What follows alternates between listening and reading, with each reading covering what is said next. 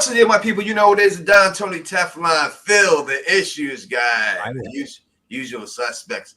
Live streaming. We have a special guest in the building. Phil, who are we rocking with? We are rocking with Media Melanie TV. And Melanie, how's it going, Melanie? Welcome to the party, and thank you for joining us. Thanks for having me. I'm very excited, and I've just got to start out by saying, for me, this is the best Dexter we've ever seen so far. So really excited to see where the season goes halfway through, and we're just cooking here. Yeah, absolutely. I was watching your review earlier, and I agree with you. Like, I liked New Blood, but it didn't get me the same way. And it took me a little while to get into the prequel series. I'm blanking on the name of it right now. Original Sin. Original Sin. Yes. Yeah, but this feels like this is. I almost like this better than the original Dexter at times, especially the later half of the series. Like, this has been really good in these 5 episodes for me as well. Yes. Yeah, 100%. I agree. You know, it's hard to do to say anything bad. You know, the first couple of seasons were amazing, but I do think it recaptures it. And I think one of the things that they do in this season, and I know a lot of people had a lot of bad things to say about Harrison in New Blood, and I think, and I've always said that I don't believe it was the actor, it was the writing that he got. And I think that now they may trust him a little so that he's able to spread his wings a little bit, or maybe he feels a little bit more comfortable being in the cast, because that was his first major role ever. And it's got to be some type of intimidation when you first roll with Michael C. Hall, right? And all these guys. So I think maybe now he's found his footing. So I like Harrison a little bit better. I ain't gonna lie, I like Harrison a little better.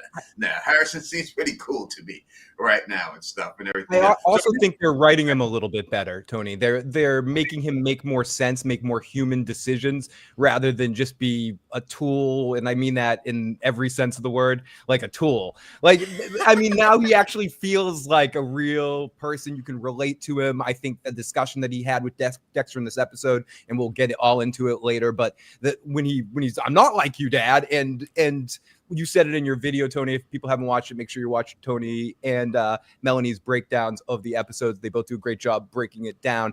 But what you were saying, like, I always thought, you know, the way they presented him in New Blood was like he's little mini me, like he's Vern Troyer around here, like, oh, mini me. But no, he's not, and they're actually showing that he's different, and that creates so much more complexity to the character and to the vibe. And I think that is added. I think they're just writing him better too. Tony is a more succinct way of saying it. Yeah, I was one of these Harrison haters too. Not a hater, but he's definitely come out of his shell and he's finding his way. And I don't mind all the Harrison that we're getting. It just feels like a more natural fit here. That's what's up. So, all right. So before we get into it, we have a guest here. So please, Melanie from Media Melanie TV, somebody put that link in the description. And I'll have it in the description at the end, but someone put it in the chat. We're going to be using Phil's phone number tonight. So if y'all want to call in, use Phil's phone number. Don't use the one that we just used last live stream, but tell people about your channel a little bit and about yourself while you're in YouTube and what you do on your channel. Yeah, I started about a year ago. Prior to this, I was podcasting on Yellow Jackets, and I had done some Beverly Hills 90210 podcast producing. Love that show. Yeah, so good, right? And I work for the San Diego Padres. I'm a stage manager. I love sports and baseball. I live in San Diego. I've got a couple kids, love the beach, but more importantly, I love talking about TV, and it's just been so much fun doing recaps and theories and reviews. And yeah, right now I'm covering the Buccaneers, Dexter Resurrection, The Institute on MGM Plus. I don't know if you guys are watching that, but if you like From, it's kind of in the same family, I would say. So yeah, it's a good time. I love TV. I love talking about it, and just thank you guys for having me on. No problem. Yeah, the Institute, I watch it, but I'm just not covering it right now. I have gotten burned on television series ending after one season, like you know, and Mayor of Easttown got great views and it was over. And then we did Lovecraft Country, it got canceled. So I am very skeptical about covering shows that I'm not sure is going to get Peripheral was awesome, and that only lasted 1 year. I like that. Oh my God. And so I'm so gun shy about covering these shows. So the fact that I'm not sure it's going to be a season 2, especially as fast as they're running through this show right now, I just can't do it to myself. Duster was pretty good. Duster, that didn't yes. last long. You got me into Duster, Tony, and I hate you for it because like I got into it, but I'm like, damn, now this show ends. And Melanie, at a later date, you and I have to talk some 90210 because I have no one to talk to 90210 about, and I got to talk about my love for Dylan McKay and Valerie and Brenda at the same time, and how I never got Valerie and Brenda crossing over in any way, shape, or form. But anyway, yeah, Team Brenda, Team Dylan, I'm right there with you, and yes, we will definitely. They were endgame. It should have ended, but anyway. Yes, 100%. Sorry, Tony. Sorry. That's fine. I understand. But let me just say on a somber note, let's just say rest in peace to Loni Anderson. She passed away today, from best known for WKRP in Cincinnati. Trailblazer in the fact that, when a character came out, they really wanted to play the ditzy blonde. She refused to do that and said that she would not be perceived like that, especially on the show. Is really the only woman on the show. And she went to the writers, and the writers rewrote her character to give her the wit and everything that she had in there. So she's looking out for women, even back then when she wasn't even a big star to do it. She was doing her thing. So rest in peace, Loni Anderson. We miss and love you, and rest in paradise. We put the thug mug and hold the glass up for Loni Anderson. And WKRP in Cincinnati, if people haven't seen it, it's one of those shows that doesn't quite make it into the streaming platforms because of all the music that was on it. So there's licensing problems, similar to 90210 in that, right? If you try to watch 90210 on streaming platforms, they don't even have the final episode is cut in half. You don't see if David and Donna end up getting married. I still don't know what happens. But WKRP in Cincinnati is a great show, an amazing sitcom, and she was amazing in it. And a lot of people maybe only know her for a connection to Burt Reynolds, but she's hilarious and amazing and incredibly talented. And as you said, Tony, toast to her. All right. Well, let's get right into it. Before we get into it, we will. Let me just give some shout outs to the people who are joining us here right now. We'll go through real quick, and we'll do a bigger one later. We got RC is up in the building rocking with us. El Dante is up in here. Divine is in the building rocking with us right now. Samuel, I ain't going through your last name, man. I butchered them shits. I ain't trying to butcher it. Beckley? Yeah, you better than me. And TRX Tactical is in here. Nonfiction is in here. John Haymaker is in here. Divine is up in this piece rocking with us right now. Who are top tier? CJ is in the building. C Note the Greatest is up in here. We have a bunch of people. Thank you all for coming. And Phil just gifted y'all 5 memberships to make me look bad. So I will have to get 5 memberships a little bit. But I look bad. I don't know if I have 5 people in the chat right now. So yeah, I do. Okay, here we go. Mr. Ovid is in the building rocking with us. Green Rainbow. First time I think I've seen your name, Green Rainbow. It's up in here. Veronica's up here. Make sure you subscribe to all 3 of our channels if you haven't already. Put that contact. We're here for you. We're here for you. We'll be here for you every week, twice a week. Phil and I will be here without that. And we'll try to have other people on here in the platform because you make it just bored to hear me and Phil banter all the time. All right, let's go through it. Ladies first, of course. This episode, what did you think of it? Ratings 1 to 10. What did overall about this 5th episode that we just watched? I'm going a solid 9, right? I think they really surprised us at the way things went down with Dexter and Mia. I loved that they wove in bowling, which is something we've seen in prior seasons of Dexter. And for me, one of the most exciting parts was actually Michael C. Hall has a band called Princess Goes. I've got to see him play in San Diego before, and they played one of his songs at the end of this episode. And as far as needle drops go, I was just really excited to see that tie-in of his personal life and band and the show. But altogether, I'm just so excited about the season. I think before I was most excited to see Neil Patrick Harris as the tattoo collector. I was sad that they killed him off so soon, but I was also excited they took such a big swing with that and really worried about Mia's fate. And I think Charlie's going to be on to Dexter now. He gave up a little bit too much information to Mia. So I'm wondering if maybe in the next episode, she's going to discover that he's really the Bay Harbor Butcher. All right, little Barney the serial killer, Phil. Yeah, Barney Stinson, baby. I think I would put this right on par with last week, and I'm trying to think what I gave last week. I think I gave last week a 9 or somewhere between 8.5 and 9. I think it's on par. I think these are the 2 best episodes of the season. Obviously, they had to kind of get things running in the first couple, but this episode is going full steam ahead. I think everything that happened with Kristen or Chris, Kristen Ritter. Yeah. Kristen Ritter, the character. I keep calling her Jessica Jones, so I feel like I have to give her respect because she definitely formulated a different character. Even though I think there were some Jessica Jones like inside jokes in some of the lines that she had when she was talking about certain stuff. I do hope to see more of her, but she may be on to, I don't know the order of which filming, but they may have only had her for a very short time. And I'm glad we got to see her. And it was definitely a surprise the way things went down with her. Even though Tony and I, we did talk a little bit about thinking about how Dexter was going to look at it like, oh, this is kind of messy. She's got a messy game. And it was interesting how he handled it. So I would say I like last week's a little bit better than this one. So I'll say this one's like an 8.5 and last week was a 9. All right, you see, to me, it's difficult because as a bunch of Dexter fans that we are, and I'm sure y'all in the chat agree with the Don Tony tough line, sometimes, you want people dying every episode. Like, just kill him already. Where's the blood? Where's Ella Bar was in there? She's like, the blood, the gore, I need it. And sometimes I get like that. Like, I want him to kill someone, but I know it's not realistic to kill someone and people get off every episode. So I will say, I think that this episode, I'm going to give it a solid 8. And I don't want to go over the top because there's more to come. I don't want to just put it over. So I'm going to give him an 8, a solid 8, which is a very good number. And I think that, I like the episode. I thought it was good. It's very entertaining. When I watch an episode and it's over, and I'm like, damn, it's over already. Then I know it's a really good episode when it just flies by. And that's what I felt when I watched it.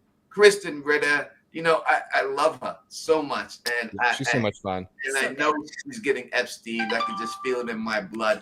So I just don't think that she's going to be around anymore. But as Phil was saying, we know that she was filming Jessica Jones basically the same time or right after. So she may have only had a little bit the boom, boom, boom, get her in, get her out, and everything else.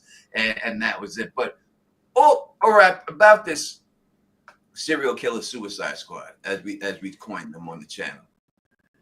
Do you think that it's not as what we thought it would be? Do you think they're running through them a little bit too fast? Like these guys just disappearing. What do you think, Melanie? Maybe a little bit. Like I said, with the tattoo collector, I was really hoping we'd see Neil Patrick Harris, who in my mind is always going to be Doogie Howser, but whatever. I thought we'd see him longer. I was hoping he'd be, here in episode 5, but unfortunately, he's gone. So I see your point with that, but I'm thinking that we're probably going to get a heavy Gemini killer storyline, and hopefully that'll add a little bit of depth to all of the serial killer nature of it all. Yeah, Dr. Terrible, I think, was always meant to just kind of go quick in and out. And I think, Tony, it isn't necessarily what we thought it was going to be, but it is kind of what Melanie was going to say. I think it's all leading up to a longer arc with the Gemini killer. And we're going to kind of just cycle through all of them and I think Uma Thurman's character, she gets second billing. Don't forget that. Like when the credits go up, Uma Thurman's name is number 2. So she's going to continue to be a huge character on this show. And if they bring anyone back for the big money, it's probably going to be her character in some way, shape, or form. She actually reminds me of a character on Jessica Jones a little bit in some ways. One thing I do want to mention just in general that is worth mentioning, the editing this season is really interesting and kind of like cutting and awesome. Like at the very beginning of the episode, there was this weird flash where they flashed everything that was going to happen in the episode quickly at the beginning, like right at the very beginning. It was like a blink, and like they showed you a few things that were about to happen. And then at the end, the way when the song kicks in, the editing in the montage, it reminds me of like a Shane Black film or something like that. They just cut into it and it's suddenly like a vignette or something. It's pretty cool. It's just the way that they're doing all the cutting, and I think that adds to the quality of it. And that's where I think, and even the fill-ins, like we got a little shot of Lithgow in this episode, I believe, if I'm not making that up in my imagination, or the flashback to Original Sin. So you're like crossing everything. Yeah, I love that too. It was just, like I wasn't expecting that, but they're really tying everything together with that. And then the way when he's talking to Harrison and making reference to everything that happened in New Blood, I didn't know how much I was going to like that till it's happening on screen in front of me. And I'm like, oh my God, I really like that. And that was something cool about tonight's episode. It was like everything comes together kind of moment. And you even can figure out, Tony, from what we were talking about before, how the detective's going to hook into all of this when Dinklage's character is talking all about like having like this connection to the NYPD. So there's something to do with Dinklage and her as you were kind of smelling around or trying to figure out that. I think that was more fuel to that, him mentioning that, and who do we know in the NYPD on the show, and she's that character. So I think there's some crossover with them. I don't know. I'm just making shit up in my mind, but I feel like that was kind of spoon fed a little bit tonight. Yeah, I it's just. I don't know, maybe I expect too much. I expected them all at least to get one off, like these killers, like to kill somebody in the way that they describe, at least one. Like let the tattoo collector collect the tattoo, then get rid of them. You know what I mean? Let's see. I want to see this and listen to you people in the comment section. All right, I did call him the Goldilocks killer in the video. Yeah, I gotta mention it 50 times. I apologize already. Y'all see the pinned comments. All right. Stop calling me on stuff like that. All right. So did that video very early in the morning. All right. But no, I wanted to see this guy, this Rapunzel. I want to see him do it. And not that I want to see him do it, but in every Dexter series that we have seen, we usually see the killers at least get one off. From the beginning of the season, we see them in action and do their thing. And I'm afraid that we're not going to be able to see that, though, the way they're going, that they're going to get rid of these people and we're just going to hear the legend of them, but not actually see how diabolical that they actually are. And that's what I'm nervous about. I hear you. It's a shame that we saw how Red kills, but we didn't get to see Doogie Howser actually do a kill.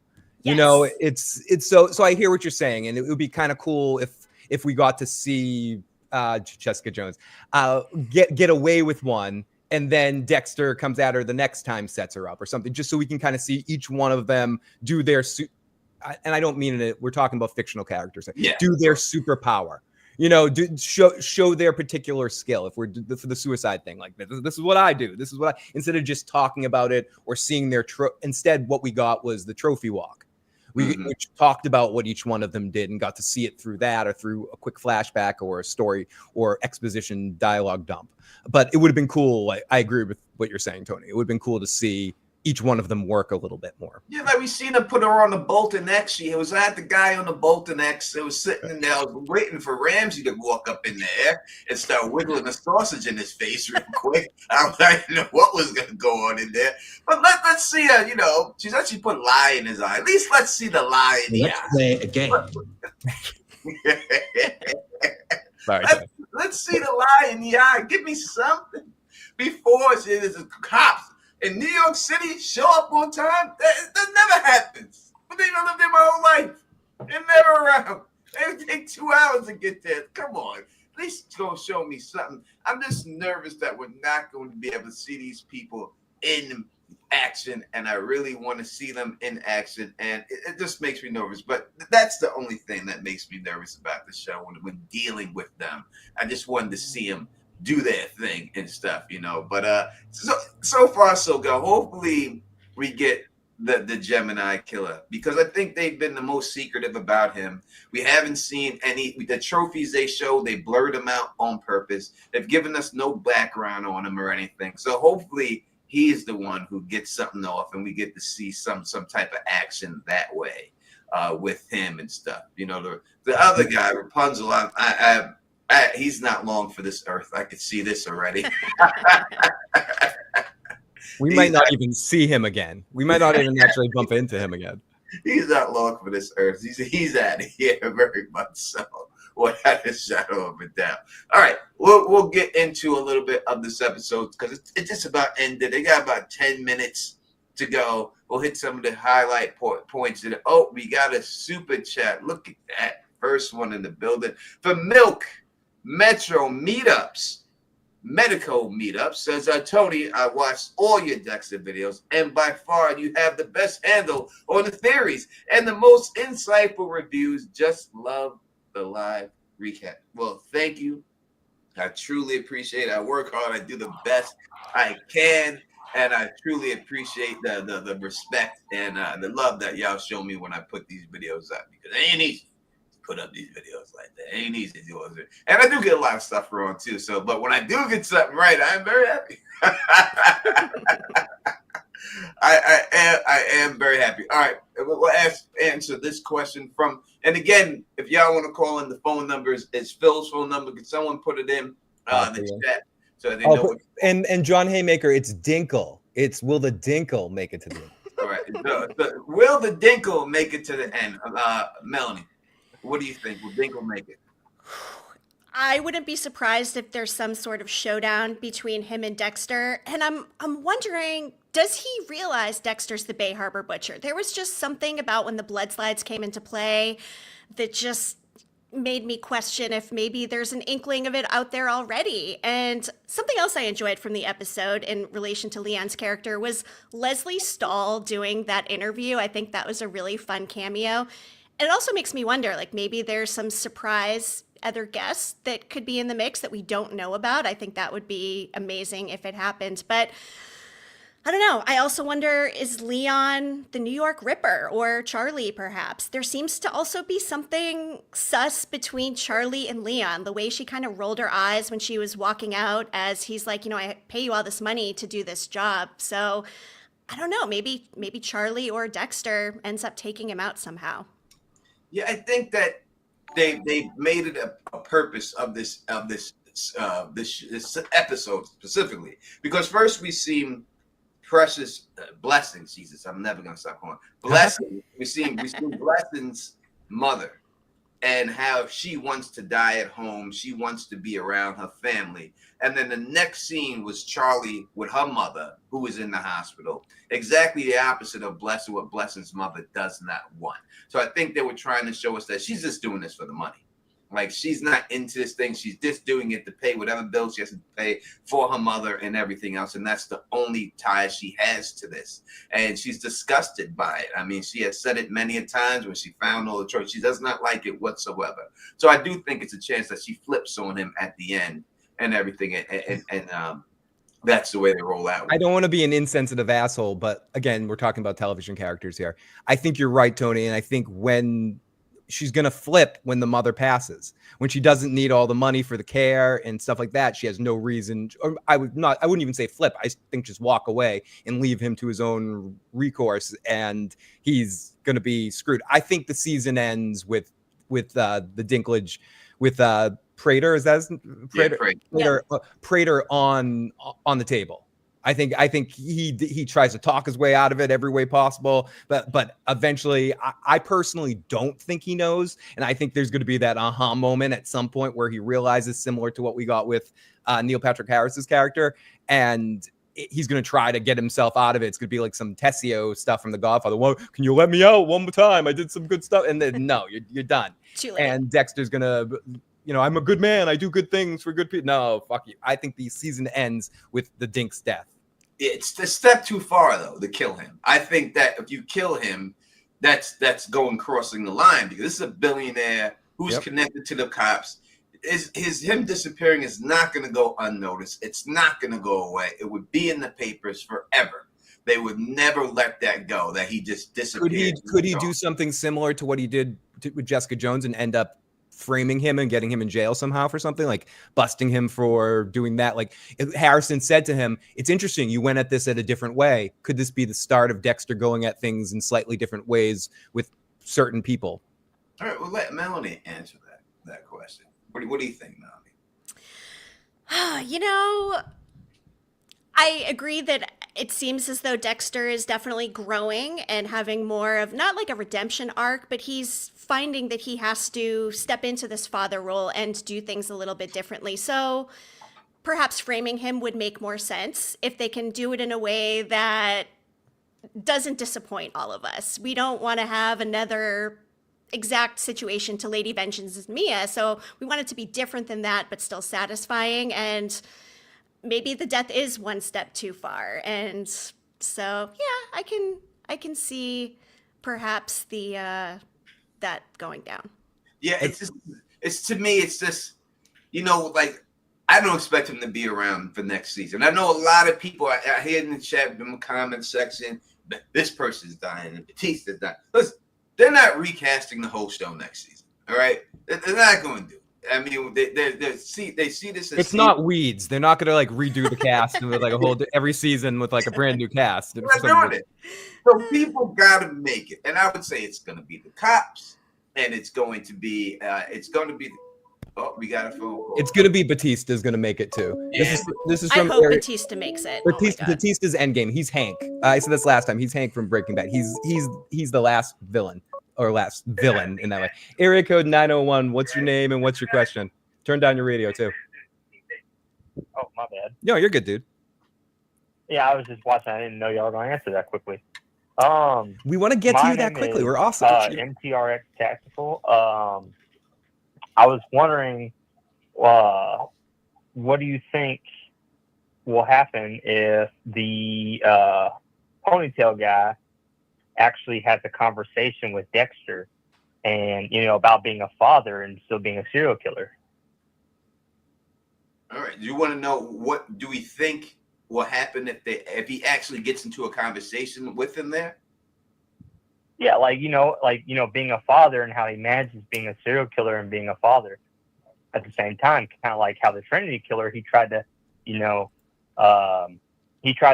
learn from the Trinity Killer, thinking, he could be a family man. I wonder if he'll learn anything from him. I think they specifically had him say that he was wrong for trying to make him his mentor and trying to follow that course. So for that reason, I don't think they would go down that route again. Yeah. It'd be interesting to see if he would, look into it.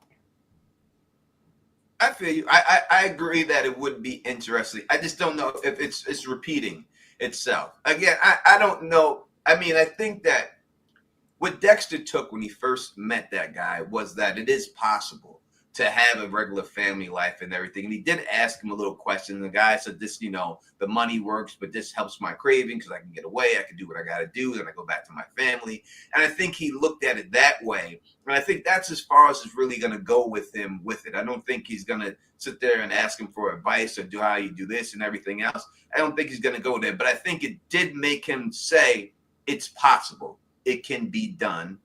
And that's what it was meant to set up everything with Harrison right now, that as he can keep doing what he does, and Harrison will set him up. And in this episode, we hear Mia say, or was this episode or last episode, but she says we can't tell the people we love because they would disown us. So that is like basically his biggest fear. But now if Harrison actually accepts him for who he is, then that fear is gone. Then he has everything he wants. He has the person he loves the most, accepting him for who he is, something that Mia said was impossible and can never happen. So I think that's why they said that, and I think that's the way they're trying to go with it.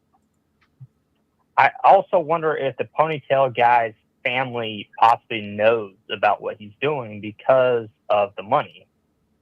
He said his wife really appreciates the paychecks. Yeah, all right. He did say that, Media Melanie. What do you think? He did say the wife appreciates the paychecks, and he doesn't look like he has a lot of skills to get that money the way he dresses. So you think she knows that he's killing people? Maybe she suspects something like gambling or something related to, I don't know, selling drugs or, something like that. Exactly. But also, I don't know that Dexter and Rapunzel could have a conversation because it would really shine a light on the fact that if Red doesn't have kids, it would make everybody suspicious. Like, wait a minute, you don't actually have a kid, do you? So I don't know. Hopefully Dexter starts keeping things a little bit closer to the vest, because when he let out even to Mia that, he grew up in Miami, that was a big mistake. And I think little details like that where he's slipping up could potentially get him in trouble. Yeah, all Uma Thurman needs is a little information to figure this out. He worked at the same place. Like we talked about this before. Once they know his name is Dexter Morgan, or know the name Dexter Morgan, Dexter's alive. The connection to the Bay Harbor Butcher, who is the Bay Harbor Butcher, the actual connection that Dexter Morgan has, it's too much at that point, and it's just an easy situation like that. I mean, he is doing the vegan thing, and I also think if he had any inkling to make any connection with any of these dudes, like it ended with the situation with Mia. She was the closest one to someone he would have any connection with. So there's no way he's going to sort of listen to anything that any of these dudes say. They're just things on the smorgasbord for him to kill eventually if he has an opportunity to. So I think he might respect that guy is able to balance it. Caller, I think he definitely is going to sort of balance off that, but I don't think he's going to take much stock in what that dude says. He's just gonna want to put him on the table.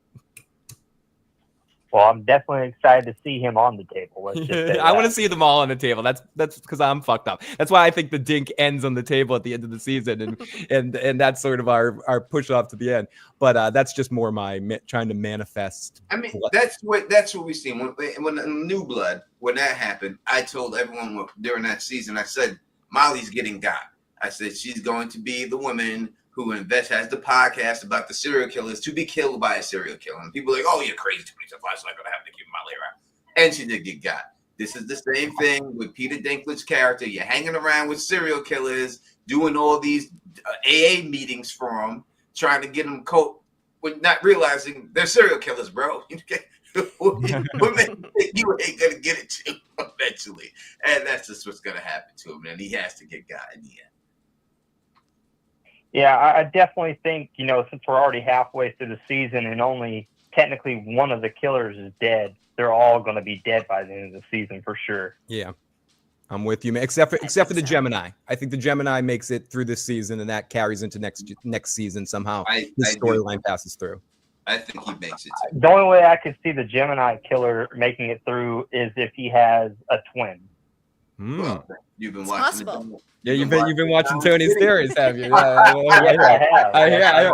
Someone's been listening to Teflon TV, and I appreciate that. 100%. Yeah, that's what it's gonna be. The twin will make it through, and that'll be it. He'll kill this guy, and then the twin will come through.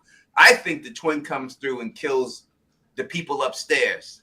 I think he's gonna come through the Gemini twin after Dexter kills his brother, and he's gonna kill that family all upstairs in revenge, and that's the way it's going to end for him. It'd be interesting if Blessing was, the New York Ripper also, and all that happening. It would just be chaos. And I think this season might end with a lot of chaos. Area code 901, dude, thanks for calling. Feel free to call back later if you have any more questions. All right, I'll clear up the line for other people. Thank you, man. Talk to you soon. Thank you. Mano leaves a super chat saying, I didn't pray to mention Kurt Codwell. I don't know if Kurt Codwell was considered a serial killer because those girls were missing.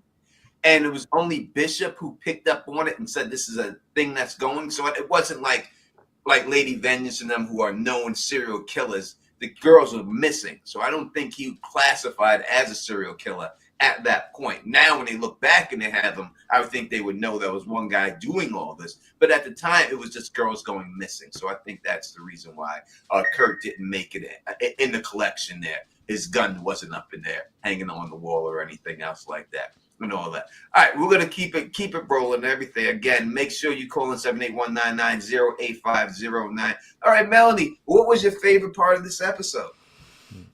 I loved the bowling scene. I loved when Mia dropped the murder horny line. I just think that was really funny. And I love it when Dexter has a love interest. I mean, it's been a while. I guess in New Blood, he did have, what was her name? I can't think of her name, right? Angela. Bishop. Angela? Yeah. Angela Bishop. Yes. But there's something about the dynamic of those two. I just love watching them together when they were running, when they were bowling, we almost got in the shower with her. Just something about the chemistry between those two. I loved seeing them on screen together, and I just wasn't expecting this. I kind of thought maybe Dexter would kill her, so to see her ending up in jail instead, I think was a really interesting way to make this arc happen. And like I said, I wouldn't be surprised if Charlie ends up taking her out, but first, I think Mia needs to drop some information to Charlie. 1 second, caller. Yeah, I agree with you because we see in the season 6 trailer that we see that Angela and Batista go to the prison, and I think people are like, oh, they're gonna go to the prison. People in the comments are like, they'll go to the prison and they're gonna get the information. The only information she has is that he's from Miami. That's it. That doesn't help Batista at all. He already knows that, right? So the only person that information helps is Charlie. So she drops that to Charlie. It has to be. Then she gets Epstein. It makes no other sense for it to go any other way, because this is what it makes sense if she gets that information. Well, he told me he lived in Miami, and Batista's like, I live with him, of course. But it does make it interesting for her, because it gives her a place to start looking that he's from Miami and stuff like that. So I think that's the way it's going to go. In the end, we'll take the call, and then we'll take the super chat after. Randall, thank you so much. He says, just enjoying the show. No, thank you. I really appreciate it. Thank you, Randall. Area code 518. What's your name? What's your question? Andrew. Hey, Andrew. What's up? Andrew, where are you from? Not much, man. Life is good. How are you guys? Oh, good. Where are you from in the 518? 518. I am originally from Saratoga, New York. Oh, nice. You're in Saratoga right now. I am not far from Saratoga. I am originally from Saratoga, New York. You're in Saratoga right now. No, nope. I actually moved to Florida 4 years ago. And you just kept the same number.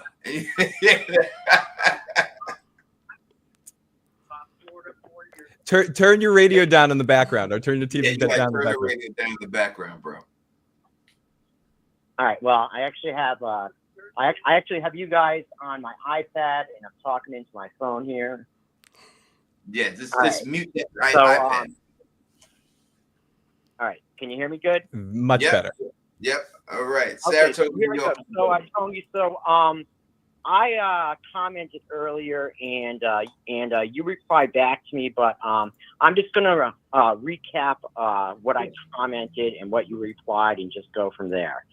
So I said to you earlier, hey Tony, when Dexter is on the helicopter and says, "How did I not see that coming?" It's because he hunted down Gemini after they spoke in his apartment.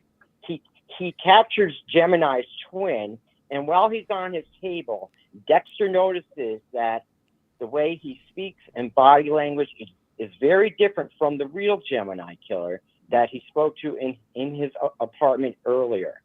However, Dexter doesn't internalize this change of behavior to the point that he's not the Gemini killer and kills him. But he does think it's very strange and does not stand out in his mind. We have to take into consideration that whenever Dexter has somebody on his table, that Dexter makes it a point to them that they all flee for their lives, make up excuses why they commit their crimes. And you replied back to me and you said, I don't know if Dexter would pick up on that. It seems like he's seeing something when he says it. And then I said, exactly.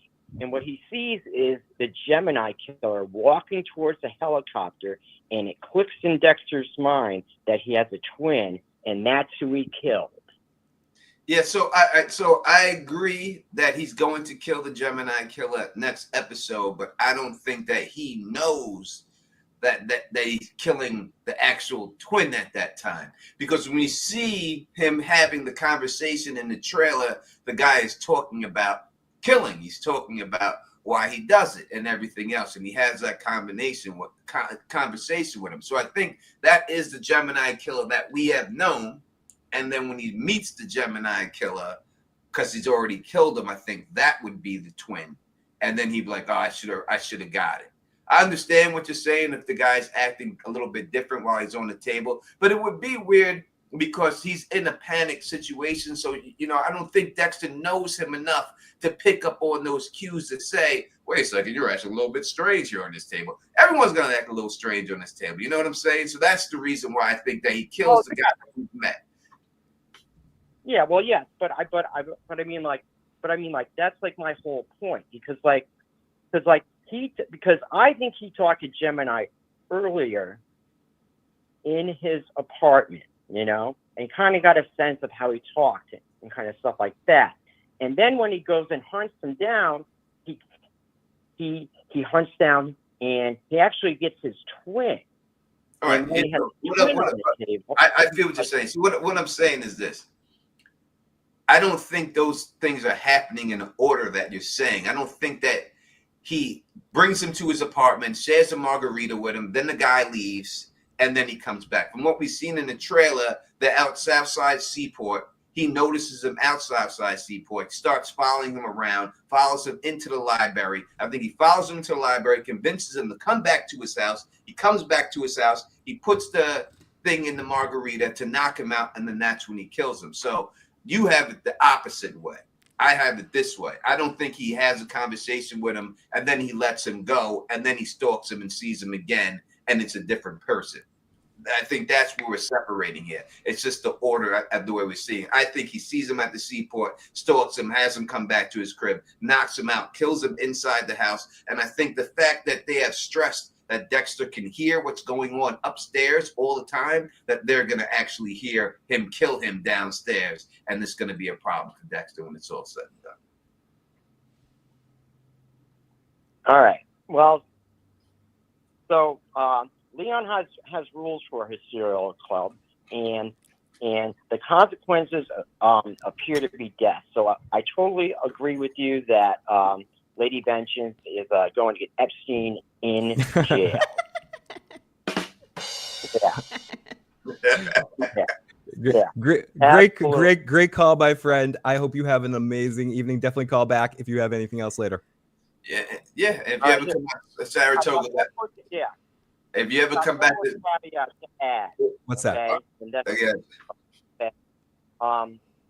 I also predict that the reason why Leon has the Ripper sword is that he used to be part of the serial killer club, but he broke the rules and perhaps was killed, or maybe he died of natural causes, or maybe he died in like a car accident. Why else would he have that sword in his collection if the New York Ripper was still an active serial killer?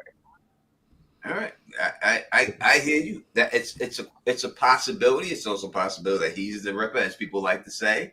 I've heard people saying Blessings is the Ripper. I've heard it all about the Ripper and everything. But yeah, thanks for the call, brother. You come back to Saratoga, let the Don know. You know, we feel the sun. All right, Melanie, we have heard these theories about the Ripper. I think particularly the Ripper case doesn't get solved this season. I think they need something for next season. So I think it's a good possibility that they talk about it, but they start bringing more of the Ripper stuff into next season. What do you think about the theories? Blessings being the Ripper and the Dink and everything else. What do you feel about that? I'm more inclined to say Charlie, because I really do think there's some reason why she's not held hostage by working for him. And yeah, whatever, she gets paid well, but it would kind of make sense if Leon knew she was the Ripper and holding it over her head. Now, the age of it all, I don't know if that would line up. And like you were talking about in your last stream, it's hard to say if the Ripper struck when Leon was younger or if it was just on the streets where he grew up on, and we're not exactly sure when it happened. So at the same token, I don't know that a female would necessarily live up to that MO, but I don't think it's Blessing. I just don't pick up on serial killer vibes from him. Leon or Charlie, I think, would make the most sense. But yeah, why else would he have that relic in his vault if he didn't know who it was or there was no connection there? Yeah, or the guy, you know, what can we say? He dropped it at the crime scene. The cops picked it up. He has a connection with the cops. Yeah. But it's, how can they give away evidence like that? The serial killer, you know, for an open case, right? I mean, this is an open case we're talking about here. I mean, he's got endless supplies of money, but it's still an open case. It's still a tough situation if that case wasn't already closed in some way, shape, or form. I don't know. I think Dinklage is, for all general purposes, Prater is what he appears to be. He's just, which is evil enough. I don't think he's necessarily killing people.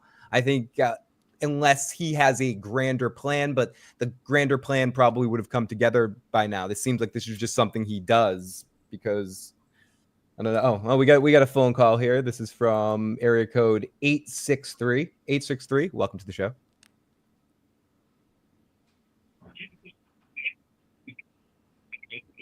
Uh, 863. We got a bad connection. If you want to try to call right back, feel free. For some reason, we couldn't hear you. Yeah, we could not hear 863 and everything. It sounded like a butt dial. It sounded like we got called by someone's butt. and we were like bouncing around in the back pocket a little bit. Oh, they're trying one more time. Let's give them one more chance. One more chance. One more. 863. What's your name? Where you calling from? And what's your question? Hey, it's Mr. Oman. I'm here in Florida. Hey, dude. Bill, What's going on? Tony, hey guys, I've been watching you guys for a while. Nice to see the new face down there too. I'll check your channel out. I'm just very curious that no one's really talked about this. Is I know that Dexter finally realized that his son's not quite the killer that he thought he was. Mm-hmm. But why isn't he putting it together that he's kind of a rage killer, more like Trinity was? Totally. I think he's closer to being more like Trinity than he is to Dexter, at least in these early stages. Now it'll be up to Dexter to stop that if they're going to go that way. I'm just kind of curious about that because they're throwing a lot of that Trinity stuff in there too, So, but yeah, I just have that. I have a feeling that because Harrison did that thing at the school before he even knew Dexter was doing anything bad, Yeah. And he cut that kid up. Already did that before Dexter even killed somebody. Yeah. At his age. So yeah, I'm curious to see where you guys think that's gonna go. I'll drop the call now and I'll listen to what you guys got to say. Thank you, caller. I definitely think with Dexter in his situation, I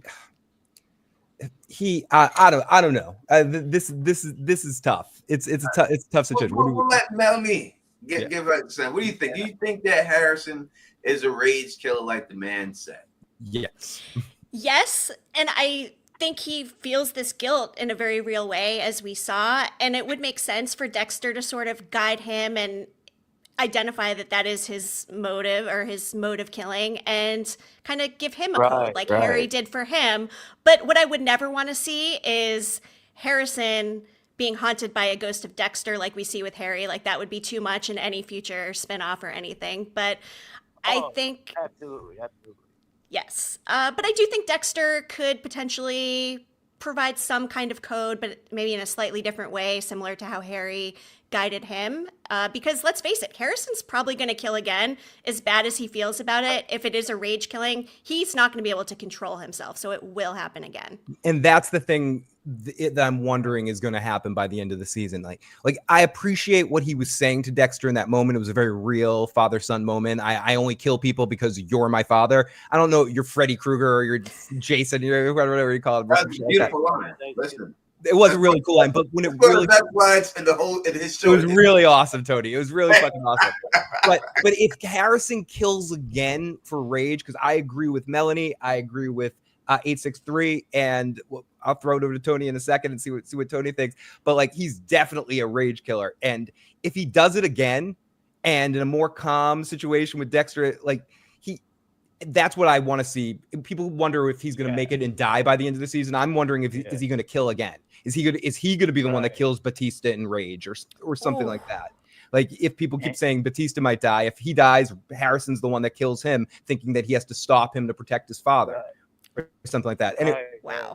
I don't know. Yeah, I thought that little flashback that they had of him and even New Blood of him just going psycho. I mean, and then in the very first episode, we saw him actually go psycho, and I was like, yes, best kill I've seen in a long time. So even though, because I kind of saw that in the kid I was so disappointed in New Blood because they just totally dropped the ball on that part, and I just want to see where they're going to go with it. But I'll hang up, let someone else call, and thanks, guys. Have a great night. I'll be on chatting with you. Thank you, dude. Right, thank you so much. We have over 150 people live rocking with the Don Tony Teflon. Feel the issues, guy. We have Melanie from Media Melanie TV. Hit that thumbs up for your boys and your girl. Make sure you subscribe to Feel the Issues Guy and Melanie and Media Melanie TV. Someone put her link in the chat so people can find her. Subscribe to her. She has great content, and let's get everybody where we need to be, all Dexter fans here. Let's keep this party rocking and rolling, and everything. That's right. Like and subject. You said it, girl. You know how we talk. Oh, she's bouncing back in both. Tony, that really was, and Melody, that was really one of the best parts of the episode. It was a kind of an on the nose line, but it was funny hearing him say, "Yeah, I am kind of like Freddie and Jay. You know, I'm kind of like Jason and Mike Myers. Oh, you know, we all thought it. We've all talked about there's T-shirts, you know, whatever. His pictures in there with the rest of them with the like. It was just kind of fun to make reference that I like that kind of weird meta stuff sometimes where that thing exists in this universe. So in the Dexter universe, Friday the 13th movies are a thing, and we confirmed that tonight. It was you're like the guy with the ski mask, or I forget what was the other thing you called him. It was a great line. It was a great line. No, it was one of the greatest lines of Dexter history. He said you're like a. What's the actual line that he said? He's like, you're like one of them horror movies villains. Yeah, or he said no. We think he said something specific, and then he said, or like the guy in the ski mask. He said someone specific, and then he referenced Jason too. I forget who he said the first one. You're like something, and the guy in the ski mask or something like that. Thank you, Jackie C, for putting Melanie's channel in the chat so people can go over there and subscribe. All right, let's get it up right now. We got over 160 people here. We'll see if we can get at least 140 y'all to go over there and subscribe. It was thank you, King Corleone. He said you're like Mike Myers or that guy with the hockey mask. Yeah, that was it. Yeah. Thank you, King Corleone. Without a shadow of a doubt. All right. We have seen the me, and I know people have got on me because I said when she hit her with the bottle didn't break, and I was like, people were like, you don't understand how hard a wine bottle is to break and stuff. Maybe I don't. Maybe I don't know how easy it is to break, Tony. I've put it down on the counter a couple of times, and the whole fucking thing smashes. So I don't know. Maybe I'm like Bam Bam from the fucking Flintstones. Sometimes I don't know. She smacked him in the face with the bottle pretty hard and everything, you know. Enough to knock him unconscious without breaking the bottle. But I just didn't know, like, to me, how was she getting away with that? And like even if she did do it, like, how are you cleaning that up? Yeah. How are you getting away with that? And she said I'm murder horny, and she was murder horny. Like she brought the ex with her, so it seemed like she was wanted to do it. How are you getting away with that in something that's in your name in there with all that mess and everything else? I just didn't see and maybe that's what they were trying to say. Is that Tony Pajamas in the chat? The greatest screen name of all time is my friend and your friend in the live chat, Tony Pajamas. I love Tony Pajamas. Greatest name ever. I cannot lie. I want to name a band. If I have a child, I'm naming my first child Tony Pajamas. I'm upset I didn't name my new dog Tony Pajamas. I fucked up, Tony. I did. Missed opportunity. I did. I missed it. I went with Star Trek. It was awful. All right, so let's go a little bit more into so. Let's talk about the cop in here, Claudette. Same name as my mother. Media Melanie. I'm just gonna call you Melanie. People call me Teflon TV all the time. Like, Tony, yeah, right? You can call me Mel. Mel is good too. Yes. All right, Mel. How far do you think she goes? Obviously, we know Dexter can't get caught this season because there's going to be other seasons. But how far do you think she goes this season with uncovering that Dexter is the Bay Harbor Butcher? I think that watch is going to come back into play somehow. I think that was just too convenient for him to metaphorically take the burden off of Harrison, take the watch and plant it. I think that was too easy. So I'm thinking perhaps that'll come back into play, shine a light on Harrison again.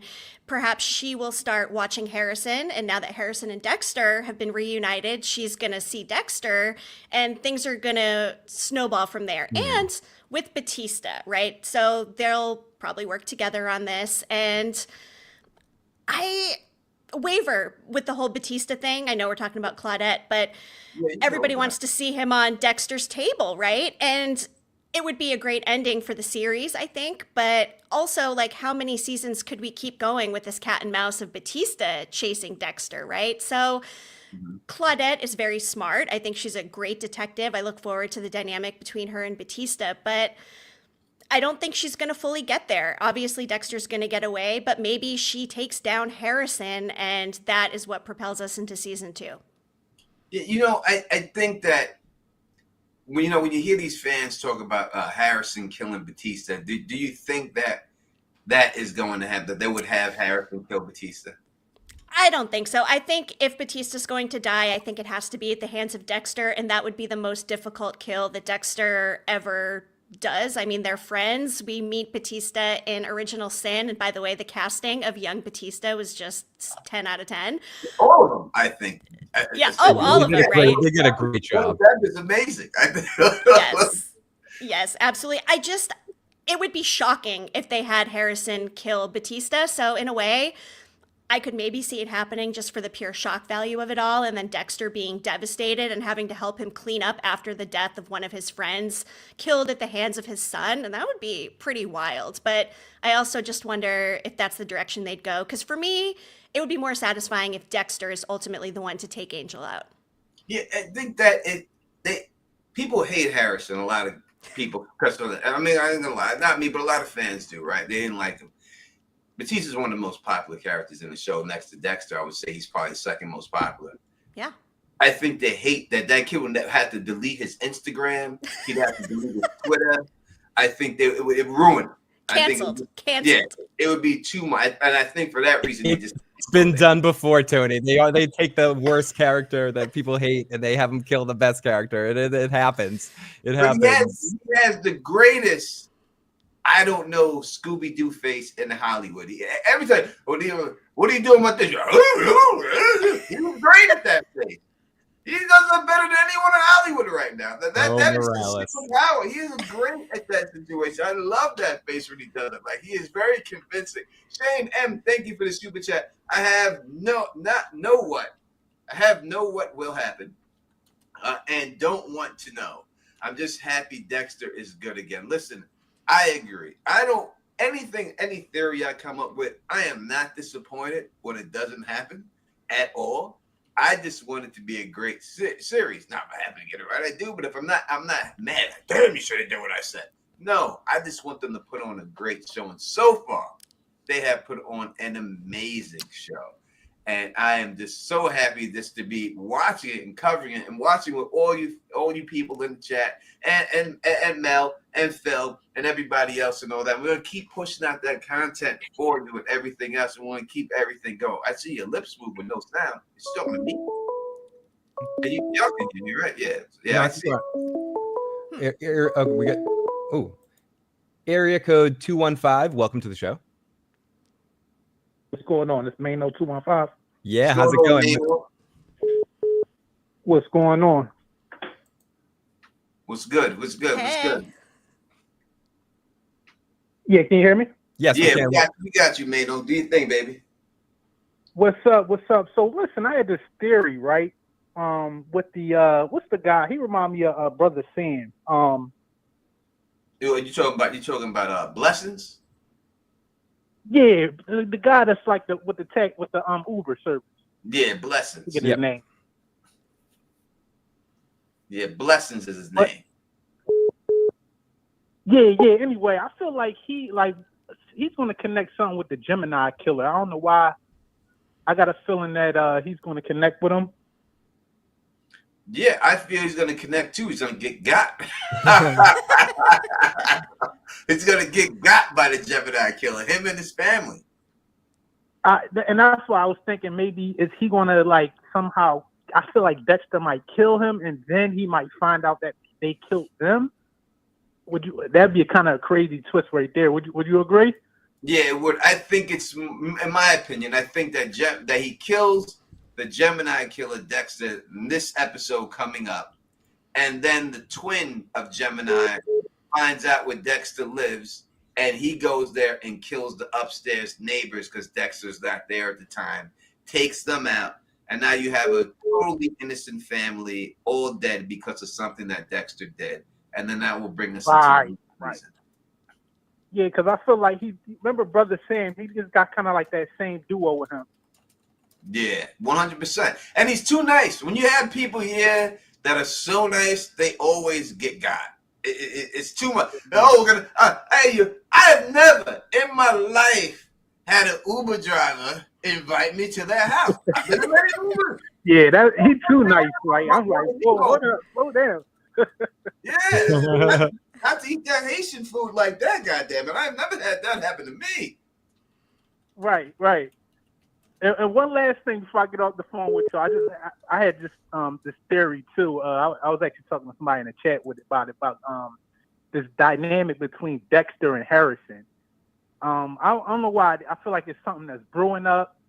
It's something between them that's just, it's like a Batman and Robin, because I feel like Dexter reminds me of Batman in a way. I don't know why he gives me a real Batman. The planning. You know, the way. Hello. I was like the planning. He likes to plan ahead. He's like a detective and stuff. The fingerprint. I thought that was real Batman-ish. Yeah. Like, I just like how Dexter moved. But anyway. Oh wait, let's switch over here. Sorry, I lost you. I don't feel like they're gonna team up, but I feel like something is growing up between them two. Just wanted to get your opinion on that. Awesome. All right. Yeah. What do you think now? Potentially something could happen. I mean, I think Dexter's very protective of Harrison right now, and if Harrison does engage in another rage killing, like I said, I think Dexter's going to have to come in and pick up the pieces, help him get over this guilt and clean up the mess. And for me, another big moment in the show was when Harrison reached out and touched Dexter's hand, like that father-son moment for me. So I think we're going to see a lot more father and son, and Dexter being in that protective role, really embracing the role of father. And like I said, I think Harrison's going to kill again. That's where it's going to come into play with them working together in some capacity. Nice. I'm trying something magical right now, callers. I have area code 780 on hold, and I have you on the line right now. I'm going to switch over to 780, but thank you for the call. That's cool. Thank you for your time, though. I appreciate y'all. No, you're good. You can hold on. We can switch back to you in a second. No, I'm kidding, but have a good one. I was wondering if I could like party call it. Can I combine it? We can have just like keep adding people. Anyway, sorry. Great call, my friend, though. No, it's cool. It's cool. Thanks for having me on, man. I appreciate y'all comments. I love the show, and keep doing your thing. Definitely call back later if you want, my friend. Peace. All right, peace and blessings. This is area code 780, which I feel bad because I had to skip their call a bunch of times. 780, welcome to the show. What's your question, where you're from, and what's your name? Hey, guys. My name's Justin. I'm from Alberta, Canada. And Justin. Tony, you may recognize me. I'm the guy that left the comment about Mia getting Epsteined and possibly the Ripper being accountable. But yeah, you guys. But I'm a little bit behind in the show, so I'm sorry if you covered this. I'm playing the replay gang. No worries. But what I was thinking is like the first 2 episodes of this season, there weren't any kills, right? Yep. And then I believe we're setting ourselves up for 10 episodes in total. Yep. So I was thinking like the 5 killers, right, originally, plus Gemini being 2, that brings you to 6. Charlie and Prater bring you to a total of 8. Do you think it's reasonable for us to expect that at least one member of the dinner party is going to be either killed or taken out each episode for the remainder of the season? I'm just wondering what you guys are thinking of that. All right, Mel, what do you think? I think it's possible, but just given that they took out the tattoo collector so fast, I would actually like to wait for more of the serial killer deaths until closer to the end of the season, I think, and maybe intersperse like another secondary death in there that's not one of the serial killers, just for a little bit of interest, you know what I mean? So it's a difficult fine line because I also would like to see more of who we have left, but I also don't want the rest of them to be handled in a montage like fashion. Each one deserves to be fleshed out and expanded on and kind of played with. So I do hope that each episode moving forward, next couple of episodes, maybe focus on specific people or specific vibes that Dexter goes down. So it would be cool if maybe in this next episode, because as Tony was saying, I did miss a Dexter kill in this episode, and it would be cool. Like now that you got the slides, he needs to use those slides, right, Tony? Yes. Right? He needs to use those slides. Yeah, and the slides would be his downfall too, because Charlie's going to find them in his hiding spot. We've already seen Charlie snooping around and how she finds him, and I think him putting him there is just they showed her do that for the fact that that's what she's gonna. When she finds out where he lives, she's gonna find that slide in that hiding spot, and that's gonna be the icing on the cake that he's the Bay Harbor Butcher right when she finds it. That's my theory. That's what I think is going to happen. And so I have a whole video about it. I'll drop it tomorrow and stuff. But yeah, I think that they can't do it. I don't think you should kill one every episode. I think these guys need to breathe a little bit. It would just take too much away. I don't want it just to become, you kill all these guys, now it's Batista and Claudette hunting you for the rest of the season. It doesn't work for me. I think they need to breathe a little bit. I think they need to show the formidability that these people are formidable. Like, they need to show that there's a problem in messing with these guys. Now, maybe not Rapunzel, but at least Gemini. You know, this guy, how can you go and be #1 FBI list all these years, Dexter show up in your life and you dead in 2 seconds? I don't like it. And I don't like it. You know what I mean? So I need to see this guy do something here. Yeah, I totally agree. Like, I would like to see, you know, probably Prater, Charlie, and maybe Gemini make it into the next season. It's just the pace we've been going so far. It makes me, you know, think otherwise. But before I let you guys go, I have another quick question that kind of springs up from a recent video of Melanie's that I watched. It's like she was echoing my thoughts. Dexter keeps ordering stuff through Amazon. Like, he ordered the plastic sheeting to take care of Red through Amazon. He ordered the slide box through Amazon, and it just seems so sloppy. Like, would you not be paying cash for this stuff? Like, you're creating like a perfect trail of evidence to just be slammed in court with if we eventually get there. Yeah. Hey, thanks for watching my video as well. But also the fact that Dexter's like, hey, I need to order a bigger box for these. I mean, just him saying that makes me think that we should be seeing a lot more kills this season as well, right? Yeah. Yes, exactly. And you pointed that out in your video, Mel. He should be paying cash for this stuff. I'm literally quoting her right here. You should be paying cash for this stuff, going to the store. Like, what are you doing? You're ordering it to your house. You're Dexter. You know you're on the books now again. Like, what are you doing, you dummy? This is so not careful. How is he doing it? How is he doing it? What credit card does he have to order this shit? Is he using Blessing's account? And he literally just got brought back to life. Like, Angel legally brought him back to life. Where did the credit card come from? Yeah, he must be Blessing. He's only got, unless he's got a Cash App, bro. You don't take Cash App on Amazon, but he has something like that. They somehow deposit this money Prater's got. But it's just a trail that should not be made by someone who's supposed to be smarter than that, as good as he is, and it's very.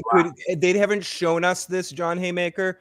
And maybe we just need some exposition, one line of him saying, you know, I'm making sure I use a prepaid card that I'm buying at the bodega down the street. Like, just something, just one moment, just to make a reference to it. Avon and Stringer Bell knew to buy the burners. I was thinking the same thing. Away from the wire, they knew not to buy them burners. They had one at each store. They knew. How do they know? And Dexter don't know. I just don't. WWWD. Yeah, what would the wire do? What did the wire do? And that's not what the wire would do. Come on, get the prepaid card, motherfucker. And a P.O. box. I mean, anything. Like, why are you having this sent to where you're living? It's just not smart. Thank you. 100%. Yeah, well, thank you guys for, you know, generally agreeing with you and for having me on the show. Keep up the great work. And thank you, caller, for generally agreeing with us. Thank you for joining. Yes. Yeah, no, it's always much easier when you agree with us. That makes it more fun. Thank you, caller. You're awesome. It's a lot more fun when you agree with me. I really think. Yeah, exactly. If every caller could just agree, you know. That would be amazing if everyone could just agree. Just keep agreeing. Everything. Have a great time tonight. Discussion is fun. No, okay. Now, Melanie, Mel, I'm sorry. We have to ask this question while you're on the channel right now. Do you believe that The Wire is the greatest television show ever made? You're actually going to like hate me and maybe disown me and never allow me back here, but I never finished watching The Wire. Oh, no. I know. There's a few shows. I haven't watched Game of Thrones, The Wire, and Yellowstone. I think those are like the big 3 shows that everyone's like, what are you doing talking about TV if you haven't watched these shows? Yeah, Yellowstone is not a game. We deal with that, but well, at least you watch some of The Wire, so you get the path to watch some of it. I can understand that, you know, sometimes Ozark was good, but it's not The Wire. C. Wells, it's not The Wire. It's good, but it's not The Wire. I mean, let's be real. What's really good though? It was good. It was. I will never say that it wasn't good, but it was not the one. This is area code 206. 206. What's your name? What's your question? Where you're calling from? Hello. My name's Samuel, and I'm calling from Washington. Hey, Samuel. Welcome to the show, What's dude. going on, Sammy? I was just wondering, because you guys said that Prater's gonna end up on Dexter's table. I said that. I said that. I was the only one that said that personally. Just to be clear, like, because I think that both of them said they weren't sure it would go that far. So I'm the one that thinks that's going to end up with him on the table. Just to take full ownership of it. So yes. Okay, cool. I was just wondering if you think that Prater and Dexter could become allies, because Prater seems to be very understanding of serial killers. He seems to have a fascination with them.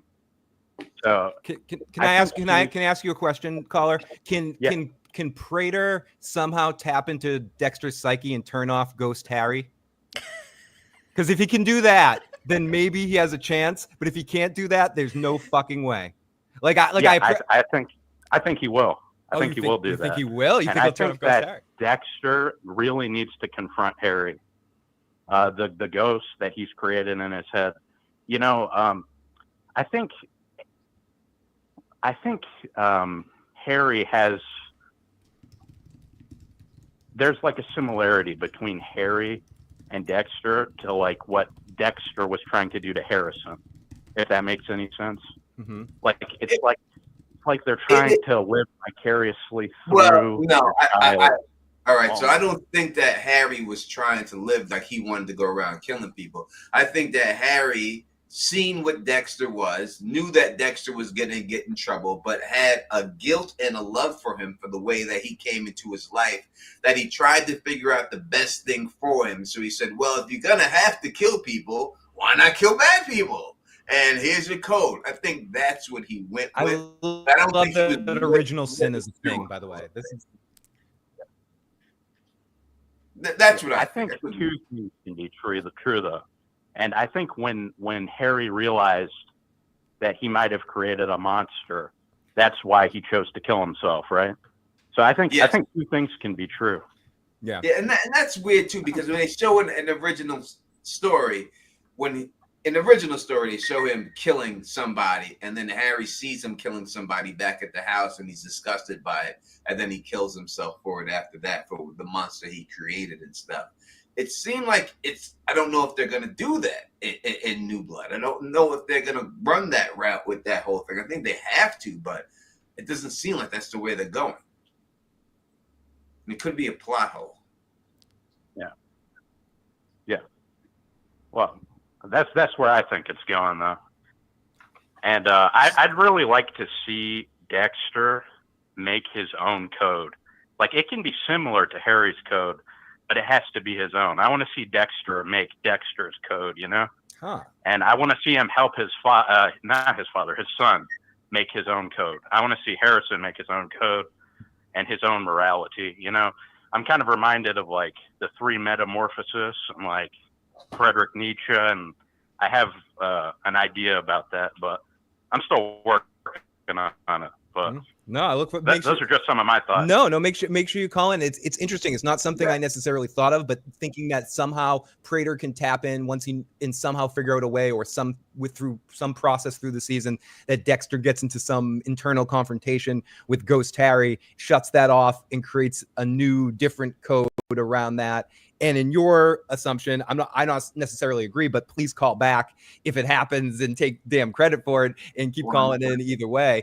But you're saying that the Dinkle, somehow that there's a potential that the two of them are wondering if they could have some sort of alliance by the end of the season. Yeah. That would be very that'd be very interesting. Either an alliance, or Peter Dinklage's character Prater is going to like threaten somebody like Harrison and force Dexter to be his dog. Either they're going to be friends, or it's going to be like a master slave type situation. Now I don't because I want to see Dexter lose to one bad guy. he seems to win or like break even with every bag. I mean, he kind of lost to Trinity Killer, but he lived. You know, I want to see him lose once, especially since it's going to be a 3-season show. You know. Yeah, I don't know if they said 3. They confirmed exactly how many seasons. That they want to at least see 3 seasons, but they're willing to go longer. I don't think he lost to Trinity. I don't think that's under a debate. I mean, Trinity died, but Trinity won that fight by killing Rita. I think Trinity got the best of him there and everything. So I think he has already lost to him. We've seen him, go through the fights. In the end, he is the hero, anti-hero of the show. So he's gonna come out on top, in some way and stuff. So yeah, I don't know about the Prada, him teaming up. I could see Prada wanting the greatest serial killer of all time, the one who kills serial killers, and wanting him to be his friend and stuff. But I just don't think it goes that way for Prada. I think Prada gets a victim for hanging out with serial killers. I think he becomes a victim of it. He gets stabbed. But caller, please call back and let's keep track of this for every episode for the rest of the season. So we appreciate it, and definitely call in again, my friend. Okay, take care. Peace. All right, Great Mel, call. Mel, what do you think about with this caller just said? As far as the Harry thing, I think Harry is a very important element to the show. He's something that's been woven through in some capacity and all the different spin-offs. So I don't want to see Harry go away. But in terms of Harrison adopting his own code, if he is in fact a rage killer, I don't think he's even capable of following one. If he's just acting on his emotions, even if Dexter's like, hey, you need to do this, this, and this, and only kill XYZ people, I don't think he can live by that because his emotions will get the best of him. And unfortunately, that means it's probably going to be something in the spur of the moment that is not going to be able to get cleaned up as it was with the Ryan situation.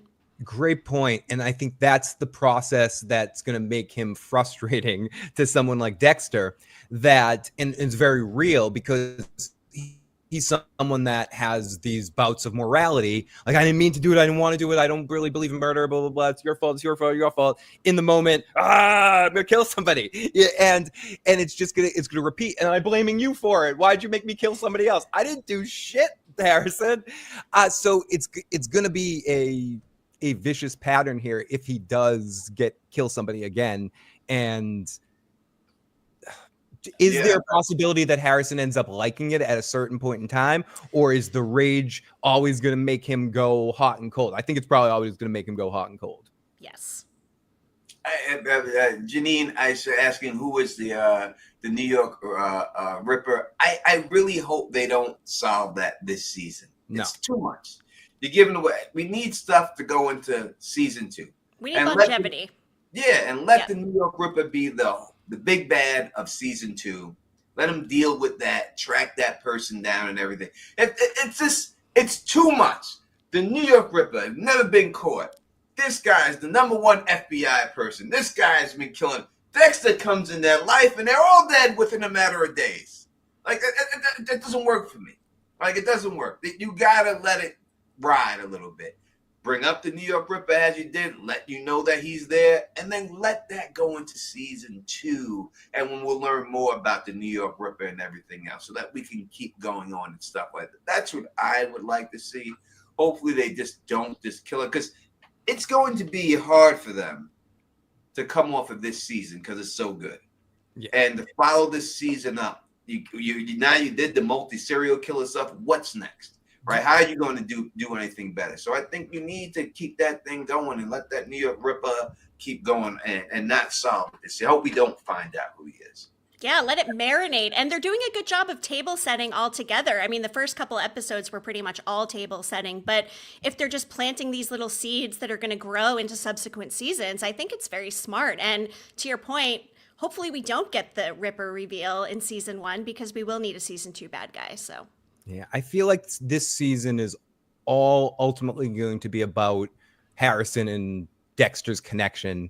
Like, because there's a lot of stuff going on this season. You guys mentioned there's a lot of places that they could go in future seasons, but what is the overall theme? What's the meaning? What's the thing this season? Like, what's the story that they're telling this season? Is it Dexter taking down Dinklage's character? Like, his interaction with that character? Is that moving on? Tony, did they play this? Like, I've said it, the caller said it, it's been talked about, like the 3 seasons or multiple seasons. Did they play this for one big season in case it didn't do, like throw everything at the end? Like, did they try to play this for, and like next season, if there is a next season, there should be. Did it already get announced? Is there already going to be? It hasn't been announced, but the numbers that you see, if you look the numbers up, and it's the #1 show rated on Showtime history. It's already beaten the Yellow Jackets premiere and everything else. It's getting critical acclaim. It's like 9 point something on Rotten Tomatoes. There's no way it's not coming back.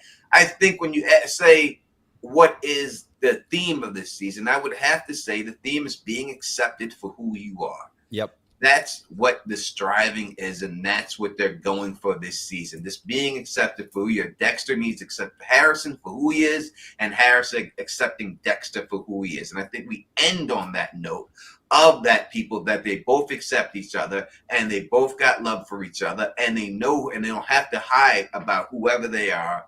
But then it comes crashing down later. But I think that's what they're going for this season. And I'm telling you, and people said, pray to Tony Teflon. Pray this thing is not like an AA meeting. He literally says this is a safe space for you guys.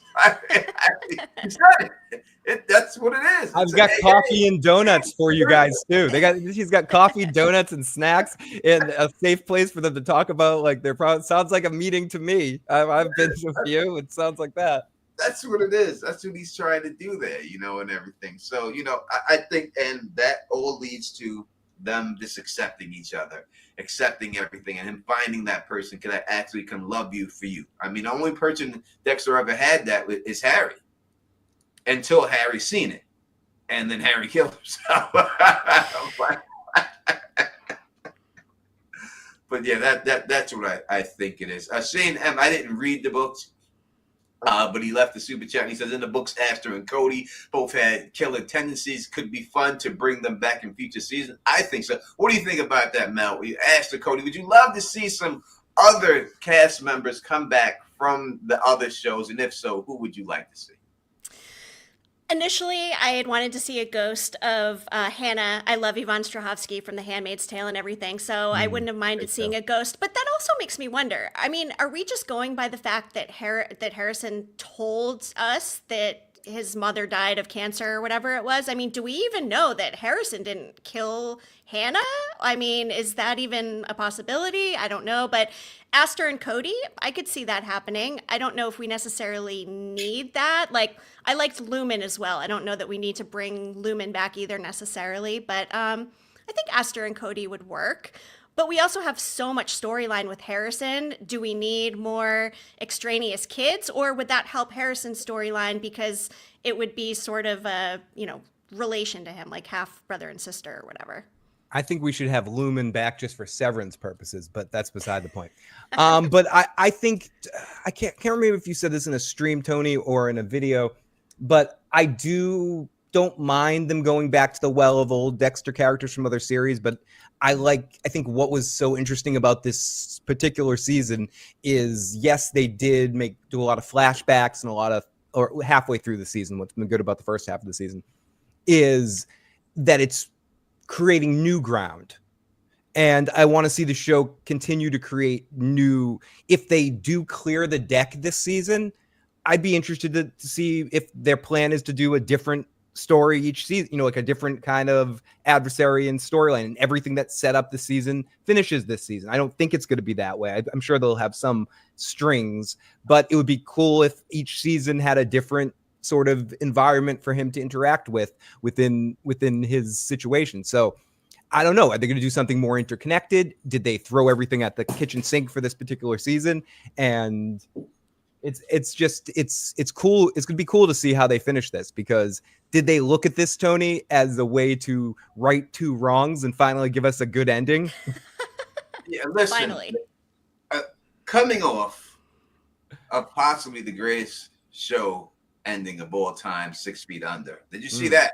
Oh my gosh, best ending of a TV show ever. Ever. I think we can all agree on that. Yes, that even if 100%. Amazing series, but just as a conclusion to a series. That and Cheers might be two of the best endings. Like the final thing with Cheers, we're all toasting and having cigars and being like comfortable shoes. Like that and 6 Feet Under to me are the two best series endings ever. Yeah, ending. Love that. Yeah. I would say, Cheers was good for what it was, but it wasn't 6 Feet Under. It's Right. two different I just levels. mean as a sitcom, Yeah, but so coming off of that, it really must bust Michael C. Hall's butt that twice they've done these endings and twice they have not got it right. Because he's seen what a good ending is and everything else, and so I would think the third time is the charm that they actually get it right. But hey, if they get it wrong, we'll have another series. They'll keep trying, Tony. They'll electrocute an electric chair, and then they'll say, well, what if the electricity didn't go through his body all the way? Yeah, it'll be like that movie Shocker. He'll turn into like electricity and be able to like jump into different people's bodies and stuff like that. It's going to continue. He is. It's been confirmed tonight. He is basically, a slasher villain that's going to keep coming up. That you can't beat this guy. But I when it comes to the whole Harrison and him and Astor and Cody, I don't listen. When I seen the first Expendables movie, I loved it because I love seeing all those old guys from the 80s that I remember now they're old men. But when it got to the third one, I was like, all right, now I'm done seeing it. We don't need to see Van Damme, It's like let's drop it at this point, And I don't want it to become that when you bring back characters. It was great to see Masuka. It's great to see Quinn. Yes. I do think that when it's all said and done, that Masuka needs to be the one to do some type of blood analysis. You don't need to be in the season, but it just needs to get sent to Masuka, and he's the one who figures it out and gets him, because that would just make sense.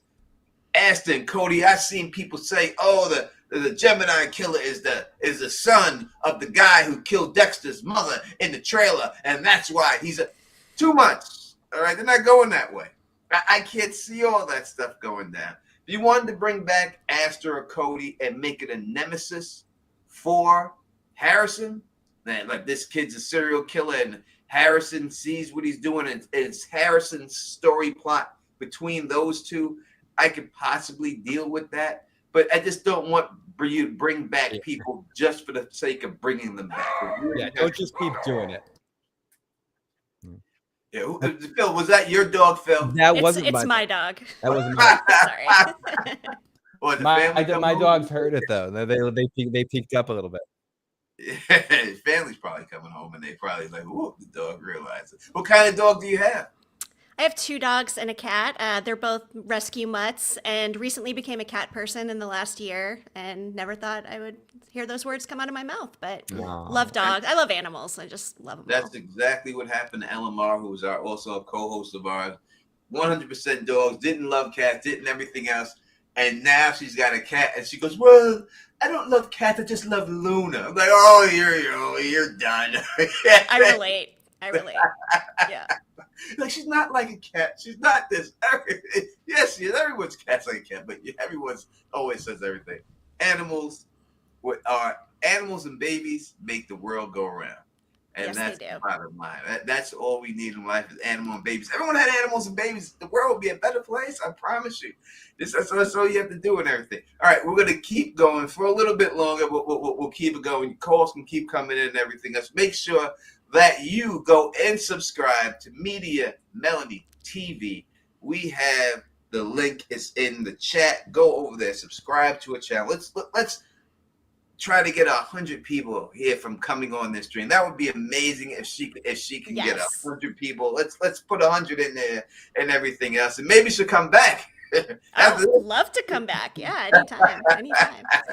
and everything. Make sure you obviously are on Phil the Issues guy. If y'all haven't subscribed to Phil, and then I don't understand what y'all do. We be here every week and stuff, and we doing this good stuff. All right, we're back to the episode. We'll talk some more about this episode. And like I said, it's not a lot too much to talk about because of the things that have happened in the episode. The way it was done, it's not like really big highlights that we can really go through. Boom, boom, boom, boom. In the episode, overall, it was a good episode. Kristen Ritter acting as this character. Mel, how did you think she did portraying this character? Really never really seen her. This is the Gilmore Girl, all right? So we really don't really seen her portray a character such as this. How did you like seeing her in this? I think she absolutely nailed it. Like I said before, the chemistry between her and Dexter is solid, and she plays this bad girl in just such a perfect way. I buy her as a serial killer. I was surprised to hear, though, that she just killed for the fun of it. I guess I was expecting her to have some kind of a code. And I saw this long-term arc where maybe her and Dexter were working together. So it actually surprised me that she kind of let it out. You know, I just like killing people. So that part surprised me about her character. But like I said to you before, her delivering the murder horny line and just everything about her. She's a multifaceted woman. She's a sommelier. She can bowl and she can also kill people. So I don't think they could have picked a better person to play this character. So you thought that she had a code. You really believe that? You felt for that? I wanted to think so. I like to see the good in people. And I'm like, oh, cool. Like, she's taking out bad guys. And hey, you know what? Don't support murder. It's not cool. But if we have to kill people, like, hey, sexual predators are like, should be first to go. So, you know, I supported that. But now that she's just out there all willy-nilly killing people, you know, I was surprised. So, Tony, you were not surprised then? You saw that coming? 100%. Yeah, it was just too much. It was too quick to have, oh, maybe she has a code like me, especially when you put it in the trailer and you say things like that. Like, God, yeah, come on, man. We know. Harry was right? Harry told Dexter from the beginning. He knew. And Harry's going to be right about anything he said in this series because we always see backlash from Dexter not wanting to listen to Harry. So the juxtaposition of this is that whatever Harry says is going to be right. As he said, what if they want to kill together? And then that's what happens, right? So anything that we hear from Harry, y'all can take it to the bank that he's going to be right about the whole situation when it all goes down and stuff. And Dexter's just going to keep trying to fight him off and fight him off and fight him off. Instead of just like, all right, you're right. That's why I don't think there's any chance of Leon Prater taking over Harry's position. It's never going to happen. No, I don't think so.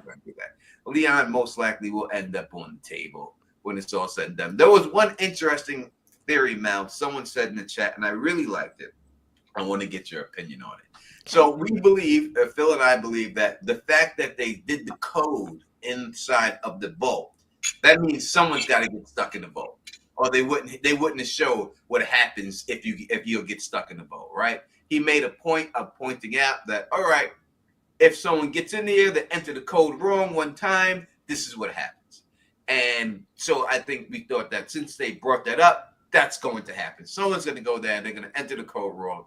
But someone in the comment section said, what if that happens and Dexter hides in Jeffrey Dahmer's refrigerator and they can't find him and that's how he escapes? And I think it's an amazing theory. What do you think about that? You think it's possible that could happen? That would be so unhinged, but for anybody of my age who's watched Punky Brewster, we should know, like, never go and hide in refrigerators. I don't know if you guys watched Punky Brewster, but that was a big episode back then. Yep. That would be insane and very unhinged. I'd love to see it, but also, I mean, can you get out of the refrigerator once you're in there? I don't know. I have like logistical questions about that. Yeah, it locked them in the Punky Brewster show, but does that really happen? Can you really it can happen. I've never experimented. I don't know. I did. I watched that. I jumped in the refrigerator. Tony, someone said in the live chat, Dexter's New York accent. Where do you, as a native New Yorker, where do you rank Dexter's New York accent? I thought he sounded like Mark Wahlberg trying to talk like he was from New York. Right? It wasn't close to me. It wasn't close. And I think he did it on purpose, the actor. I think he overboarded it, to do it. And I think that's what the New York accent isn't that distinct. And there's different ones, there's listen, Spider-Man. You know this time. It's like that part in Spider-Man when they're like, listen, you fuck with Spider-Man, you fuck with me. You fuck with New York. It was like that kind of accent. There's Jewish New York, and then there's Queens New York, and they don't sound the same as people from Brooklyn, and they don't sound the same as people from the Bronx, and it all depends where you're around and everything else. And then you got the Italian guys who sound the way they do and everything. So I think he was just doing a generic accent, and I think he did it as loudly as he could for the viewers to try to catch on to it. But I think if he was in like a serious movie, he wouldn't have went that far with it. I think he did that on purpose and stuff. So, but I appreciated it. I did appreciate it. It made me laugh. No, And that's one thing about this season I want to say. It's funny again. the funniest New Blood season so wasn't far. funny. New Blood was. What do you think about that, Mel? I did not love New Blood in general. I'm just going to say it. It was not my favorite Dexter spinoff, but yeah, they're back to the humor here. And I think Original Sin did a good job of it too, especially with like Masuka. I mean, he's always kind of a comic relief. And I hope that they are going to bring Masuka and Quinn back. I love Masuka as a character. But yeah, they've been doing a good job with balancing everything, the comedy, the darkness, the casting. I mean, this is such a star-studded season of television. And to your point earlier, I mean, I think the show will get well over 3 seasons. I hope it gets 5. This franchise is such a moneymaker. They're not going to stop ever until, you know, I don't even know when they'll stop, right? I mean, there's endless possibilities for spinoffs now, too. So just the season as a whole has been incredible. I mean, I almost enjoyed it more than the original Dexter because it feels more like lived in, and there just seems to be this sense of depth to it. And for the first season of a show halfway through, that's a strong statement and just testament to how well they've brought the original Dexter feels back to life. Yeah, and I agree with you on everything that you said. I think that, number one, we know that the Trinity Killer series is already written. Yep. So I think we're definitely going to get that, right? So we'll have the Trinity Killer spinoff. But I would like to see anyone like Kristen Ritter, not everyone. I don't want to see Rapunzel. But Kristen Ritter, I would love to see a spinoff with her. I'd love to see a spinoff with the Gemini Killer. I would love to see those two shows. I think they can do those shows, and those shows would work well. So I would love to see that and everything. I don't know about Lloyd. I don't need to see that guy. I don't need to see Barney. I don't need to see Barney. But those two, I would like to see. I definitely could see a spinoff with them and everything else. But yeah, and I hope that they do. And again, I remember when New Blood ended, they would go out First Blood, whatever it was. I'm messing up the name, but I remember when it ended. First Blood is Stallone, right? Yeah, the First Blood Part 2. It was Rambo. It's everyone calls all those movies Rambo. The first one's First Blood, and then it's First Blood Part 2, Rambo 1, and then it's Rambo 3. And then it's John Rambo. It's really weird. Like, you know, they messed it up. But New Blood, you know, when that ended, I remember them sending surveys around. What would you like to see next? Would you like to see a Harrison spinoff? Was one of them. Would you like to see a young Dexter spinoff? Was one of them. And then they had another show. I forgot what the third show was listed. And they were going because they were trying to do anything to gather any type of momentum from this surge because it was such a success. That show that they wanted to capitalize on it, and they went with the young Dexter one is what they went with, you know, because at that time it seemed like Michael C. Hall didn't want to do it anymore. It seemed like he was done with it. He was happy to be done with it, but he came back, and I'm so happy that he did. That he didn't Han Solo us. He attempted to Han Solo us, but he took it back. He took it back and he came back. And I'm really excited that he did. He did it. He's doing a really good job. The show is amazing. It's doing a really good job. All right, we're going to wrap it up. All right, because we've been on here for almost an hour and 40 minutes. The Don has things I got to do. Mel's got things she's got to do. Phil's got dogs she's got to walk. We got to do everything else. All right. Thank you, Mel, for definitely joining. Yeah, I can talk this stuff. Yeah, I'll keep talking. Please let the people know where they can find you. You can go search up Media Melanie TV here on YouTube or visit MediaMelanieTV.com. And like I said, I'm covering The Buccaneers, Dexter Resurrection, The Summer I Turned Pretty, and The Institute. And you guys, if you like dark shows, like seriously go check out The Institute, especially if you're a fan of From, which is another show I know you cover here at your channel too. So, yes. That is what I'm gonna. People like Tony Teflon's gonna binge watch the first series of Dexter. No, I already seen it. I don't need to watch it again. I'm going to watch the goddamn Gilded Age. That's what I'm going to watch right now. Right? Ooh, yeah, so that's why you want to end. That's why you want to end. I gotta go. I gotta go see my rich. He's gotta watch his shows. He's gotta watch them all so much. I love dude, I'm with you. All this talk about 9 and 2 and 0. I gotta. Well, at least I could watch the early seasons without interruption. Till we get to the Peach Pit after dark. That's when it messes everything up. 100%. Yeah. I don't know anything about what y'all just talking about. No, you're missing out. You gotta hold on, like Raper. Right, you just gotta hold on and not push anyone down the stairs. Love Yeah, right through it. Phil will be Sorry. back with me. We'll be back on Thursday to do the I met pregame him. show for episode 6. That's Love why I didn't really get too much into it, because we're going to talk about it and then during the pregame show. Phil will be back. Then you got anything else coming on in between that, Phil? Maybe if I can get a break during dog super party, but I might pop on for something. But if not, I should be on Thursday. Although I might possibly could be go seeing the Naked Gun, but I'll be back in time to watch it because I heard the Naked Gun's kind of funny, Tony. I heard it doesn't suck, so I'm curious to see that. I don't want to be disappointed. I'll just wait for it to come home. I don't go to movies no more. I bought a fucking 100-inch TV. I got both sound system. I haven't been to a movie since 2019. My cousin David's trying to get me to go. I'm not going to the damn movie theater ever again. I got my movie. I'm not a child like I used to be with Avengers, and I have to run out and see it. I can wait, and I will wait. Lights, camera, action. Thank you. Yeah, you down with the dynamic. We only had 39 likes. That's ridiculous with over 160 people here. But we're out of here right now. Carlaway, I'm so sorry from the land down under. We are out right now, but hopefully you catch the replay. And if you like the way we do this, please thumbs up this, spread this across the realm, and of course subscribe. And until